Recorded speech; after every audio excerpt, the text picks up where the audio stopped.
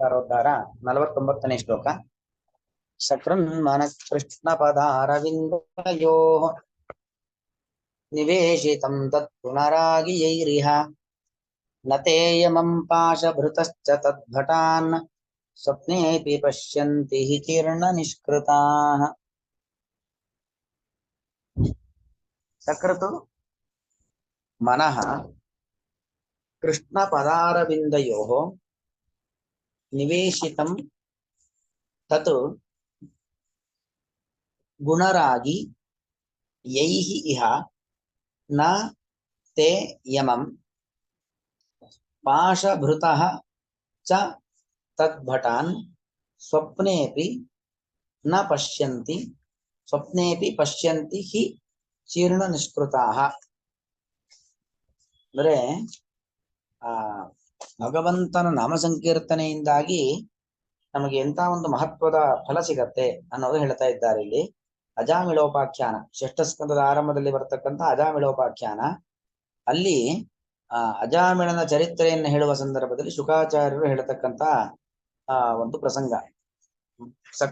ಕೃಷ್ಣ ಪದಾರವಿಂದಯೋ ಸಕೃತ್ ಮನಃ ನಿವೇಶಿತಂ ಚೇತ್, ಅಂದ್ರೆ ಭಗವಂತನ ಪಾದಗಳಲ್ಲಿ ಯೈಹಿ, ಅಲ್ಲಿ ಯೈಹಿ ಅಂತಿದೆ. ಯೈಹಿ ಅಂದ್ರೆ ಯೈಹಿ ಜನೈಹಿ, ಯಾವ ವ್ಯಕ್ತಿಗಳಿಂದ, ಕರ್ಮಣಿ ಪ್ರಯೋಗದಲ್ಲಿ ಹಾಗಾಗಿ ತೃತೀಯ ವಿಭಕ್ತಿ ಇದೆ. ಯೈಹಿ ಮನಃ ನಿವೇಶಿತಂ, ಯಾರು ಒಮ್ಮೆಯಾದರೂ ಭಗವಂತನ ಪಾದಗಳಲ್ಲಿ ತಮ್ಮ ಮನಸ್ಸನ್ನ ಇಟ್ಟಿದ್ದಾರೋ. ಸಕೃತ್, ಸಕೃತ್ ಶಬ್ದಕ್ಕೆ ಅದರ ಅರ್ಥ ಸಕೃದೇವ ಅಂದ್ರೆ ಏಕವಾರ ಒಮ್ಮೆ ಮನಸ್ಸನ್ನ ಭಗವಂತನ ಪಾದಾರವಿಂದಗಳಲ್ಲಿ ನಿವೇಶನವನ್ನ ಮಾಡಿದ್ರೆ ಅವರು ನತೇಯಮಂ ಪಾಶಭೃತಶ್ಚ ತದ್ಭಟಾನ್, ಯಮನನ್ನೂ ನೋಡೋದಿಲ್ಲ, ಅಥವಾ ಪಾಶಧಾರಿಗಳಾಗಿ ನಮ್ಮನ್ನ ಕರೆದುಕೊಂಡು ಹೋಗ್ಲಿಕ್ಕೆ ಬರ್ತಕ್ಕಂತಹ ತದ್ಭಟರು, ತದ್ಭಟರು ಅಂದ್ರೆ ಯಮನ ದೂತರು, ಅವನನ್ನು ಕೂಡ ಸ್ವಪ್ನದಲ್ಲೂ ಕೂಡ, ಸಾಯುವ ಸಂದರ್ಭ ಬಿಡಿ, ಕನಸಲ್ಲೂ ಕೂಡ ಯಮನನ್ನಾಗ್ಲಿ ಯಮನ ದೂತರನ್ನಾಗ್ಲಿ ನೋಡೋದಿಲ್ಲ. ಯಾಕೆ ಅಂತ ಪ್ರಶ್ನೆ ಬರುತ್ತೆ. ಏಕೆಂದರೆ ಚೀರ್ಣ ನಿಷ್ಕೃತಾಃ, ಅವರೆಲ್ಲ ಚೀರ್ಣ ನಿಷ್ಕೃತರು, ಕೃತ ಪ್ರಾಯಶ್ಚಿತ್ತರು ಅಂತ ಅರ್ಥ. ಚೀರ್ಣ ನಿಷ್ಕೃತರು ಅಂದ್ರೆ ಅವರು ಅವರ ಜೀವನದಲ್ಲಿ ತಮ್ಮ ಅಪರಾಧಗಳಿಗೆ ಏನು ಪ್ರಾಯಶ್ಚಿತ್ತಗಳನ್ನ ಮಾಡ್ಕೊಳ್ಬೇಕು, ಯಾವತ್ತೂ ಅಷ್ಟೇ ತಪ್ಪು ಸಹಜವಾಗಿ ಆಗಿರತ್ತೆ, ಆ ತಪ್ಪುಗಳು ಮತ್ತೆ ಆಗದಂತೆ ಪ್ರಾಯಶ್ಚಿತ್ತವನ್ನ ಮಾಡ್ಕೊಳ್ಬೇಕು. ಪ್ರಾಯಃ ಪಾಪಂ ಸಮುದ್ದಿಷ್ಟಂ ಚಿತ್ತಂ ತಸ್ಯ ನಿಷ್ಕೃತಿ, ಅಂದ್ರೆ ಪಾಪವನ್ನ ತೊಳೆದುಕೊಳ್ಳೋದಕ್ಕೆ ಪ್ರಾಯಶ್ಚಿತ್ತ ಅಂತ ಕರೆದುಕೊಳ್ಳೋದು. ತೊಳೆದುಕೊಳ್ಳೋದು ಮತ್ತೆ ಪಾಪ ಮಾಡೋದು ಹಾಗಾಗಬಾರ್ದು. ಏನೋ ಆಕಸ್ಮಿಕವಾಗಿ ಪಾಪಗಳು ನಡೆದಿರತ್ತೆ, ಆ ನಡೆದಿರತಕ್ಕಂತ ಪಾಪಗಳ ಪರಿಹಾರಕ್ಕೋಸ್ಕರವಾಗಿ ಪರಿಹಾರ ಮಾಡಿಕೊಳ್ಳಿಕ್ಕೆ ಏನ್ ಮಾಡ್ಬೇಕು, ಪ್ರಾಯಶ್ಚಿತ್ತಗಳನ್ನ ಮಾಡ್ಕೊಳ್ಬೇಕು. ಯಾರು ಭಗವಂತನ ನಾಮಸ್ಮರಣೆಗಳನ್ನ ಮಾಡ್ತಾರೋ, ಶ್ರವಣ ಮನನಾದಿಗಳನ್ನ ಮಾಡ್ತಾರೋ, ಭಗವಂತನ ಪಾದಾರವಿಂದಗಳಲ್ಲಿ ಮನಸ್ಸನ್ನ ಕೇಂದ್ರೀಕರಿಸ್ತಾರೋ, ಸುಮ್ನೆ ಒಂದ್ಸರಿ ದೇವರು ಅಂತ ಹಿಂಗ್ ನೋಡಿ ಕಣ್ಣು ಮುಚ್ಚಿಬಿಟ್ರೆ ಸಾಕು ಅಂತಲ್ಲ, ಅಷ್ಟು ದೃಢವಾದ ಭಕ್ತಿಯನ್ನ ಭಗವಂತನಲ್ಲಿ ಮಾಡಬೇಕು. ಮನಸ್ಸು ಕೇಂದ್ರೀಕೃತವಾಗ್ಬೇಕು ಅಂದ್ರೆ ಮತ್ತೆಲ್ಲೂ ಮನಸ್ಸು ಹೋಗದಂತೆ ಭಗವಂತನಲ್ಲಿ ಮನಸ್ಸು ಕೇಂದ್ರೀಕೃತವಾಗ್ಬೇಕು. ಯಾರು ಹಾಗೆ ಮಾಡ್ಕೊಳ್ತಾರೋ ಅದೇ ಒಂದು ಪ್ರಾಯಶ್ಚಿತ್ತ. ಅಂದ್ರೆ ಏನು, ತಮ್ಮ ಅಪರಾಧಗಳಿಗೆಲ್ಲವನ್ನೂ ಕೂಡ ದೇವರಲ್ಲಿ ಕ್ಷಮೆಯನ್ನ ಕೇಳ್ತಾ ಇದ್ದೇವೆ, ಕ್ಷಮೆಯನ್ನ ಕೇಳಿ ಈ ಅಪರಾಧ ಮತ್ತೆ ನಾವು ಮಾಡೋದಿಲ್ಲ ಎಂಬ ಭಾವನೆಯನ್ನು ಹೊಂದಿದ್ದೇವೆ. ಹಾಗಾಗಿ ಅಂತಹ ವ್ಯಕ್ತಿಗಳಿಗೆ ಸಿಗುವಂತ ದೊಡ್ಡ ಫಲ ಏನು ಅಂತ ಕೇಳಿದ್ರೆ, ಸ್ವಪ್ನೇಪಿ, ಸ್ವಪ್ನದಲ್ಲೂ ಕೂಡ, ಅಂದ್ರೆ ಅರ್ಥ ಏನು, ಕನಸಲ್ಲೂ ಕಾಣೋದಿಲ್ಲ, ಕನಸಲ್ಲೂ ಕಾಣೋದಿಲ್ಲ, ನಿಜವಾಗಿ ಕಾಣ್ಲಿಕ್ಕೆ ಸಾಧ್ಯನೇ ಇಲ್ಲ ಅಂತ ಅರ್ಥ. ಕನಸಲ್ಲೂ ಕೂಡ ಯಮನನ್ನಾಗ್ಲಿ, ನರಕಕ್ಕೆ ಕೊಂಡೊಯ್ಯುವಂತಹ ಯಮದೂತರನ್ನಾಗ್ಲಿ, ಯಾರನ್ನು ಶಿಕ್ಷೆ ಕೊಡ್ತಕ್ಕಂಥವನು ಯಮ, ಶಿಕ್ಷೆ ಕೊಡ್ಲಿಕ್ಕೋಸ್ಕರವಾಗಿ ನರಕಕ್ಕೆ ತೆಗೆದುಕೊಂಡು ಹೋಗ್ತಕ್ಕಂಥವ್ರು ಯಮನ ದೂತರು, ಇವರು ಯಾರನ್ನೂ ಕೂಡ ನೋಡ್ಲಿಕ್ಕೆ ಸಾಧ್ಯವಿಲ್ಲ. ಅಷ್ಟು ಭಗವಂತನ ಪಾದಾರವಿಂದಗಳಲ್ಲೇ ನಮ್ಮ ಮನಸ್ಸನ್ನ ಕೇಂದ್ರೀಕರಿಸಕ್ಕೆ ಇರುವಂತ ದೊಡ್ಡ ಫಲ. ಹಾಗಾಗಿ ಪ್ರತಿಯೊಬ್ಬರೂ ಕೂಡ ಅವಶ್ಯವಾಗಿ ಭಗವಂತನ ಪಾದಾರವಿಂದಗಳಲ್ಲಿ ಮನಸ್ಸನ್ನ ಕೇಂದ್ರೀಕರಿಸಲೇಬೇಕು ಅನ್ನೋದು ಇದರ ಒಂದು ಅಭಿಪ್ರಾಯ. ಇದರ ವ್ಯಾಖ್ಯಾನ ನೋಡಿಬಿಡೋಣ, ಮತ್ತೆ ಅನ್ವಯ ಅರ್ಥಕ್ಕೆ ಬರೋಣ. ಅಪಿಚ ಅನುದಿನಂ, ಅಪಿಚ ಅನುದಿನಂ ಏವ ಶ್ರೀಹರಿ ಚರಣ ನಿವಿಷ್ಟ ಚೇತಸಃ, ಅನುದಿನಮೇವ ಪ್ರತಿನಿತ್ಯವೂ ಕೂಡ ಶ್ರೀಹರಿ ಚರಣ ನಿವಿಷ್ಟ ಚೇತಸಃ, ಶ್ರೀಹರಿ ಚರಣ, ಶ್ರೀಹರಿ ಲಕ್ಷ್ಮೀ ಸಹಿತನಾಗಿರತಕ್ಕಂಥ ಪರಮಾತ್ಮ, ಆ ಲಕ್ಷ್ಮೀ ಸಹಿತನಾಗಿರತಕ್ಕಂಥ ಪರಮಾತ್ಮ ಅವನ ಚರಣ, ಚರಣ ಅಂದ್ರೆ ಪಾದಗಳು ಅಂತ ಅರ್ಥ, ಪಾದಗಳಲ್ಲಿ ನಮ್ಮ ಮನಸ್ಸನ್ನ ಇಡಬೇಕು ಅಂತ ಅರ್ಥ. ಪ್ರತಿನಿತ್ಯವೂ ಕೂಡ ಭಗವಂತನ ಪಾದಾರವಿಂದಗಳಲ್ಲಿ ನಮ್ಮ ಮನಸ್ಸನ್ನ ಇಡಬೇಕು. ನಿವಿಷ್ಟ ಚೇತಸಃ ಸಾಂಸಾರಿಕ ದುಃಖ ನಿವೃತ್ತಿ ಭವತಿ ಇತಿ ಕಿಮ ವಕ್ತವ್ಯಂ.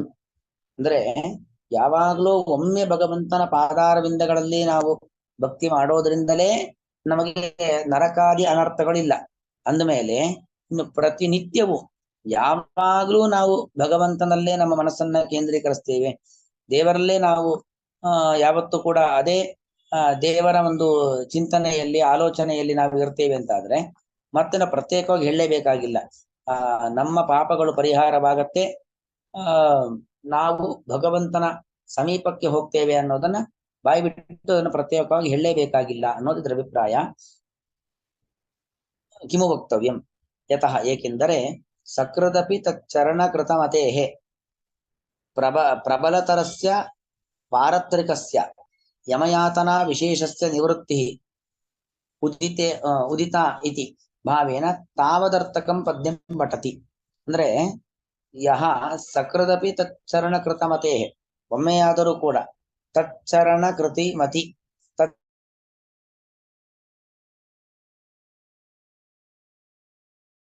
ತಚ್ಚರಣ ಕೃತಿಮತಿ ಅಂದ್ರೆ ಅರ್ಥ ಏನು? ಮನಸ್ಸನ್ನ ನಮ್ಮ ಬುದ್ಧಿಯನ್ನ ಇಡುವಂಥದ್ದು. ಭಗವಂತನ ಪಾದದಲ್ಲಿ ನಮ್ಮ ಮನಸ್ಸನ್ನ ನಮ್ಮ ಬುದ್ಧಿಯನ್ನ ಇಟ್ಟಿದ್ದೀವಿ ಅಂತ ಆದ್ರೆ ಪ್ರಬಲತರಸ್ಯ ಪಾರತ್ರಿಕಸ್ಯ ಅತ್ಯಂತ ಪ್ರಬಲವಾಗಿರತಕ್ಕಂಥ ಪಾರತ್ರಿಕ ಅಂದ್ರೆ ಅರ್ಥ ಏನು? ಈ ಲೋಕಕ್ಕೆ ಸಂಬಂಧಪಟ್ಟದ್ದಲ್ಲ, ಮತ್ತೊಂದು ಬೇರೆ ಲೋಕಕ್ಕೆ ಸಂಬಂಧಪಟ್ಟ ಅಂದ್ರೆ ಅದು ಸ್ವರ್ಗ ಇರಬಹುದು, ನರಕ ಇರಬಹುದು ಅಂತಿದ್ರು ಕೂಡ. ನಮ್ಮ ಪಾಪಕ್ಕೆ ನರಕ, ಪುಣ್ಯಕ್ಕೆ ಸ್ವರ್ಗ ಸಿಗುವಂಥದ್ದು. ಹಾಗೆ ಪ್ರಬಲತರಸ್ಯ ಪಾರತ್ರಿಕಸ್ಯ, ಆ ಪಾರತ್ರಿಕ ಬೇರೆ ಲೋಕಕ್ಕೆ ಸಂಬಂಧಪಟ್ಟದ್ದು ಯಾವುದು? ಯಮಯಾತನಾ ವಿಶೇಷಸ್ಯ, ಯಮ ನಮಗೆ ಕೊಡತಕ್ಕಂಥ ಯಾತನ, ನೋವುಗಳು, ಶಿಕ್ಷೆಗಳು. ಅದರಿಂದ ನಿವೃತ್ತಿ ಉದಿತ, ನಿವೃತ್ತಿಯನ್ನ ಹೇಳ್ತಾ ಇದ್ದಾರೆ. ಇತಿ ಭಾವೇನ ತಾವದರ್ಥಕಂ ಪದ್ಯಂ ಪಠತಿ. ಅಂದ್ರೆ ಇಲ್ಲಿ ಏನ್ ಮಾಡ್ತಿದ್ದಾರೆ ಅಂತ ಹೇಳಿದ್ರೆ, ಒಮ್ಮೆ ಭಗವಂತನ ಪಾದದಲ್ಲಿ ನಾವು ಕೇಂದ್ರೀಕೃತರಾದ್ರೆ, ನಮ್ಮ ಮನಸ್ಸನ್ನ ಇಟ್ರೇನೆ ನಮಗೆ ಯಮನ ಅಥವಾ ಯಮದೂತರ ಸಂಪರ್ಕವೇ ಆಗೋದಿಲ್ಲ ಅಂದ್ಮೇಲೆ, ಅನುದಿನ ಪ್ರತಿನಿತ್ಯವೂ ನಾವು ಭಗವಂತನ ನಾಮ ಸಂಕೀರ್ತನೆಗಳನ್ನ ಮಾಡ್ತಾ ಇದ್ದೇವೆ ಅಂದ್ಮೇಲೆ ನಾವು ಯಮನನ್ನ ನೋಡೋದಿಲ್ಲ ಅನ್ನೋದನ್ನ ಪ್ರತ್ಯೇಕವಾಗಿ ಹೇಳಬೇಕಾಗಿಲ್ಲ. ಅಂದ್ರೆ ಇಲ್ಲಿ ಹಾಗಾದ್ರೆ ನಾವು ದಿನಕ್ಕೊಂದು ಬಾರಿ ದೇವರ ನಾಮಸ್ಮರಣೆ ಮಾಡ್ಬಿಡೋಣ, ಮತ್ತೆಲ್ಲ ಕೆಟ್ಟ ಕೆಲಸ ಮಾಡ್ಕೊಂಡಿರೋಣ ಅಂತ ಅಭಿಪ್ರಾಯ ಅಲ್ಲ. ಮನಸ್ಸನ್ನ ಅದಕ್ಕೆ ಮನಸ್ಸನ್ನ ಕೇಂದ್ರೀಕರಿಸಬೇಕು. ಅಂದ್ರೆ ಮನಸ್ಸು ನಿಷ್ಕಲ್ಮಶವಾಗಬೇಕು.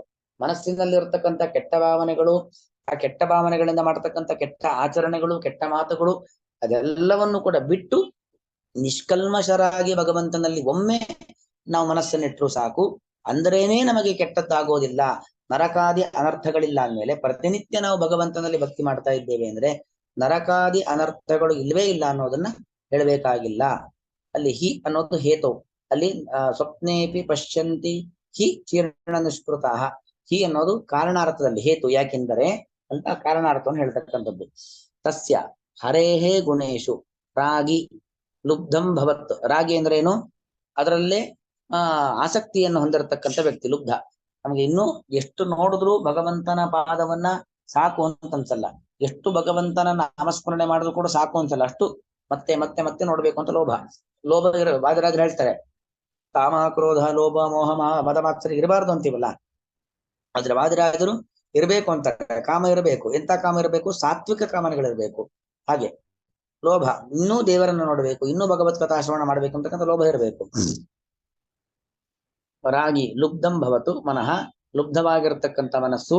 ಯೈಹಿ ಯಾವ ಸಾಧಕರಿಂದ, ಸಕೃದೇವ ಒಮ್ಮೆಲೆ ಒಂದು ಬಾರಿ, ಕೃಷ್ಣ ಪಾದಾರವಿಂದಯೋಹೋ ನಿವೇಶಿತಂ, ಕೃಷ್ಣನ ಪಾದಾರವಿಂದ, ಪಾದವೆಂಬ ಪದ್ಮ, ಅಲ್ಲಿ ನಾವು ನಮ್ಮ ಮನಸ್ಸನ್ನ ಕೇಂದ್ರೀಕರಿಸಿದ್ರೆ ತದ್ವಿಷಯತೆಯ ಕೃತಂ ಅಂದ್ರೆ ಭಗವಂತನ ವಿಚಾರವನ್ನ ಆಲೋಚನೆ ಮಾಡುವಂಥದ್ದು. ಯಹ ಇಹಲೋಕೇವ ಚೀರ್ಣಂ ಕೃತಂ ನಿಷ್ಕೃತಂ. ಚೀರ್ಣ ಅಂದ್ರೆ ನಾಶ ಅಂತ ಅರ್ಥ. ಚೀರ್ಣಂ ಕೃತಂ ನಿಷ್ಕೃತಂ ಪಾಪ ಪ್ರಾಯಶ್ಚಿತ್ತಂ, ಪಾಪಗಳನ್ನ ಕಳೆದುಕೊಂಡವನಾಗಿ ಯೈತೆ ತಾದೃಶ ಇತಿ ಜ್ಞೇಯಂ. ಎಂತವರು? ಅಂತ ವ್ಯಕ್ತಿಗಳು ಯಮನನ್ನಾಗ್ಲಿ ಅವರ ದೂತರನ್ನಾಗ್ಲಿ ನೋಡೋದಿಲ್ಲ. ಕಿಂ ತತಃ, ಆದ್ರಿಂದ ನಮಗೇನು? ಯತಃ ಚೀರ್ಣ ನಿಷ್ಕೃತಾ ತತಃ ಹೇತೋಹೋ, ಯಾವ ಕಾರಣಗಳಿಂದ ಅವರು ಪಾಪಗಳನ್ನ ಪ್ರಾಯಶ್ಚಿತ್ತವನ್ನ ಮಾಡಿಕೊಂಡು ಪಾಪಗಳನ್ನ ಕಳೆದುಕೊಂಡಿದ್ದಾರೋ ತತಃ ಹೇತೋ ಆ ಕಾರಣದಿಂದ ಯಮಂ ತದ್ ಭಟಾಂಶ್ಚ ನ ಪಶ್ಯಂತಿ. ಪಾಪ ಕಡಿಮೆ ಆಯಿತು, ಅದರಿಂದ ಏನೊಂದು ಪ್ರಶ್ನೆ ಬಂದ್ರೆ ಪಾಪವನ್ನ ಕಳೆದುಕೊಂಡದ್ದರಿಂದಾಗಿ ಯಮನನ್ನಾಗಲಿ ಯಮನ ದೂತರನ್ನಾಗಲಿ ನೋಡೋದಿಲ್ಲ. ಯದಾ ದರ್ಶನಮೇವ ನಾಸ್ತಿ, ಯಾವಾಗ ನಾವು ಯಮನ ದೂತರನ್ನ ಕನಸಲ್ಲೂ ಕಾಣೋದಿಲ್ವೋ ತದಾ ತೈಹಿ ಬಂಧನಾದಿಕಂ ಸುತರಾಂ ನಾಸ್ತಿ ಇತಿ ಸೂಚಿತಂ. ಅಲ್ವಾ, ನೋಡೋದೇ ಇಲ್ಲ ಅಂದ್ಮೇಲೆ ಅವರು ಮೊದಲು ನಾವು ಅವ್ರನ್ನ ನೋಡ್ಬೇಕು, ನೋಡಿ ಹೆದರ್ಬೇಕು, ಹೆದರದ ಮೇಲೆ ನಮ್ಮನ್ನ ಕಟ್ಟಿ ಕರ್ಕೊಂಡೋಗಿ ಶಿಕ್ಷೆ ಎಲ್ಲ ಕೊಡುವಂಥದ್ದು. ಅರೆ ಯಮದೂತರನ್ನ ನೋಡೋದೇ ಇಲ್ಲ ಅಂತ ಆದ್ಮೇಲೆ ನಾವು ನಮ್ಮನ್ನ ಬಂಧಿಸಿ ಹಿಂಸೆಯಿಂದ ಕರೆದುಕೊಂಡು ಹೋಗೋದು, ಕರೆದುಕೊಂಡು ಹೋದ್ಮೇಲೆ ಮತ್ತೆ ನಮ್ಮ ಪಾಪಗಳ ಪಟ್ಟಿಯನ್ನು ಮುಂದಿಟ್ಟು ಶಿಕ್ಷೆಯನ್ನು ಕೊಡುವಂಥದ್ದು, ಅದು ಯಾವುದೂ ಇಲ್ಲ ಅಂತ ಬಾಯ್ಬಿಟ್ಟು ಹೇಳ್ಬೇಕಾ? ನಾಸ್ತಿ ಇತಿ ಸೂಚಿತಂ, ಅದಿಲ್ಲ ಅನ್ನೋದನ್ನ ಸೂಚನೆ ಮಾಡ್ತಾ ಇದೆ ಈ ಶ್ಲೋಕ. ಅತಏವ ಪಾಶಭೃತಃ ಇತಿ ವಿಶೇಷಿತಂ. ಅದಕ್ಕೆ ಪಾಶವನ್ನ ಹಿಡಿದುಕೊಂಡು ಬಂದ್ಬಿಟ್ಟಿರ್ತಾರೆ, ಅವ್ರನ್ನ ನೋಡೋದಿಲ್ಲ ಅಂದ್ಮೇಲೆ ಆ ಪಾಶ ಹಿಡಿದುಕೊಂಡು ಎಳ್ಕೊಂಡು ಹೋದ್ಮೇಲೆ ಸಿಗಬೇಕಾದ ಯಾತನೆ ಶಿಕ್ಷೆ ಅದು ಕೂಡ ಇಲ್ಲ.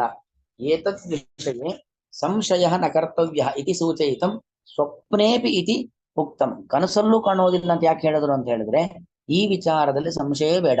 ನಿಷ್ಕಲ್ಮಸವಾದ ಮನಸ್ಸನ್ನ ಭಗವಂತನ ಪಾದಾರವಿಂದಗಳಲ್ಲಿ ಕೇಂದ್ರೀಕರಿಸಿದ್ದೀರಾ ಅಂತಾದ್ರೆ ಖಂಡಿತವಾಗಿಯೂ ಯಮದೂತನನ್ನ ನೋಡ್ಲಿಕ್ಕೂ ಸಾಧ್ಯವಿಲ್ಲ, ಅವರಿಂದ ನಮಗೆ ಸಿಗಬಹುದಾದ ಶಿಕ್ಷೆ ಪಡಿಲಿಕ್ಕೂ ಸಾಧ್ಯವಿಲ್ಲ. ಯಾಕಂದ್ರೆ ಮನಸ್ಸನ್ನ ನಿರ್ಮಲ ಮಾಡಿಕೊಂಡು ಭಗವಂತನಲ್ಲಿ ನಮ್ಮ ಮನಸ್ಸನ್ನ ಕೇಂದ್ರೀಕರಿಸೋದೇ ದೊಡ್ಡ ಪ್ರಾಯಶ್ಚಿತ್ತ. ನಾವು ನಮ್ಮ ಜೀವನದಲ್ಲಿ ಗೊತ್ತಿದ್ದೋ ಗೊತ್ತಿಲ್ಲದೆಯೋ ಅನೇಕ ರೀತಿಯಾಗಿರ್ತಕ್ಕಂಥ ಪಾಪಕರ್ಮಗಳನ್ನ ಮಾಡಿಬಿಟ್ಟಿರ್ತೇವೆ. ಮುಂದೆ ಅದನ್ನ ಮಾಡದೇನೆ ಮನಸ್ಸನ್ನ ನಿರ್ಮಲ ಮಾಡಿಕೊಂಡು ನಿಷ್ಕಲ್ಮಶ ಮಾಡಿಕೊಂಡು ಭಗವಂತನಲ್ಲಿ ನಮ್ಮ ಮನಸ್ಸನ್ನ ಕೇಂದ್ರೀಕರಿಸಿದ್ವಿ ಅಂತಾದ್ರೆ ನಮಗೆ ಯಾವುದೇ ರೀತಿಯಾಗಿರ್ತಕ್ಕಂತಹ ತೊಂದರೆ ಇಲ್ಲ, ನರಕಯಾತನೆ ಮೊದಲಾದವುಗಳು ನಮಗಿಲ್ಲ ಅನ್ನೋದು ಅಭಿಪ್ರಾಯ. ಯೈ ಅನ್ವಯಾರ್ಥ ಯೈಹಿ ಅಂದ್ರೆ ಯಾವ ಸಾಧಕರಿಂದ ಸಕೃತ್ ಒಮ್ಮೆ ಮನಸ್ಸು ಕೃಷ್ಣ ಪಾದಾರವಿಂದಯೋ ಭಗವಂತನ ಪಾದಾರವಿಂದಗಳಲ್ಲಿ ತದ್ಗುಣರಾಗಿ ಭಗವಂತನ ಗುಣಗಳು ಅದರಲ್ಲಿ ರಾಗ ಉಳ್ಳವರಾಗಿ ನಿವೇಶಿತಂ ಚೇತ್ ಇಡಲ್ಪಟ್ಟರೆ ತದ ಆವಾಗ ಸೇರಿಸ್ಕೊಳ್ಬೇಕು. ತದ ಆವಾಗ ತೇ ಅಂತಹ ಸಾಧಕರು ಚೀರ್ಣ ನಿಷ್ಕೃತ ಅಂತಹ ಸಾಧಕರು ಸ್ವಪ್ನೇಪಿ ಕನಸಿನಲ್ಲೂ ಕೂಡ ಯಮಂ ನರಕದ ಅಧಿಪತಿಯಾದಂತ ಯಮನನ್ನು ಮತ್ತು ಪಾಶಭೃತಃ ಪಾಶವನ್ನ ಧರಿಸಿರುವ ಪಾಶವನ್ನ ಧರಿಸಿರುವ ತದ್ಭಟಾನ್ ಯಮನ ದೂತರನ್ನು ನ ಪಶ್ಯಂತಿ ನೋಡುವುದಿಲ್ಲ. ಏಕೆಂದರೆ ಅವರು ಅಂದ್ರೆ ಯಾರು? ಭಗವಂತನ ಪಾದಾರವಿಂದಗಳಲ್ಲಿ ಮನಸ್ಸನ್ನ ಕೇಂದ್ರೀಕರಿಸಿರ್ತಕ್ಕಂಥ ವ್ಯಕ್ತಿಗಳು. ಚೀರ್ಣ ನಿಷ್ಕೃತ ಪಾಪಗಳಿಗೆ ಪ್ರಾಯಶ್ಚಿತ್ತವನ್ನ ಮಾಡಿಕೊಂಡವರು. ಕೃತ ಪ್ರಾಯಶ್ಚಿತ್ತ, ನಿಷ್ಕೃತ ಶಬ್ದಕ್ಕೆ ಪ್ರಾಯಶ್ಚಿತ್ತ ಅಂತ ಅರ್ಥ. ಚೀರ್ಣ ಅಂತ ಹೇಳಿದ್ರೆ ಮಾಡಿಕೊಂಡವರು, ಪಾಪಗಳಿಗೆ ಪ್ರಾಯಶ್ಚಿತ್ತವನ್ನ ಮಾಡಿಕೊಂಡವರು ಅಂತ ಅರ್ಥ. ಪಾಪಗಳಿಗೆ ಪ್ರಾಯಶ್ಚಿತ್ತವನ್ನ ಮಾಡಿಕೊಂಡ ವ್ಯಕ್ತಿಗಳಾಗಿರುತ್ತಾರೆ. ಪಾಪಗಳಿಗೆ ಪ್ರಾಯಶ್ಚಿತ್ತ ಮಾಡ್ಕೊಂಡಿದ್ದಾರೆ ಅಂದ್ರೆ ಅರ್ಥ ಏನು? ಪಾಪ ಕರಗಿದೆ ಅಂದ್ಮೇಲೆ ಅವರಿಗೆ ಯಮನ ದರ್ಶನ ಆಗೋದಿಲ್ಲ. ಚೀರ್ಣಂ ನಾಮ ಕೃತಂ, ಮಾಡಿಕೊಂಡಂತಹ ನಿಷ್ಕೃತ ಅಂದ್ರೆ ಪ್ರಾಯಶ್ಚಿತ್ತ.